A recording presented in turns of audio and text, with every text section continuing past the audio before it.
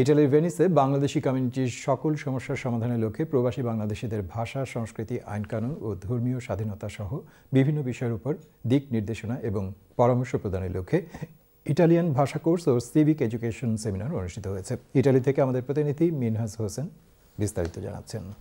ইতালির ভেনিসে বসবাসরত অভিবাসীদের জন্য ইতালিয়ান ভাষা শিক্ষা ও সিভিক এডুকেশন কোর্স শুরু হওয়া উপলক্ষে এক পরিচিতি সেমিনার অনুষ্ঠিত হয়েছে। ভেনিস কমিউনির সার্বিক সহযোগিতায় ও RIC একাডেমির আয়োজিত সেমিনারে কমিউনির আইনজীবী ও একাডেমির কর্মকর্তারাও উপস্থিত ছিলেন। সেমিনারে উপস্থিত স্থানীয় প্রবাসী বাংলাদেশিদের ভাষা শিক্ষা, সংস্কৃতি, আইনকানুন, চলাফেরা, ধর্মীয় স্বাধীনতা ও ইত্যাদি বিষয়ের উপর দিক নির্দেশনা ও পরামর্শ প্রদান করা হয় এবং প্রবাসীদের বিভিন্ন প্রশ্নের উত্তরে জবাব দেন কমিউনিটি ভেনেসিয়ার পক্ষ থেকে আসা আইনজীবী।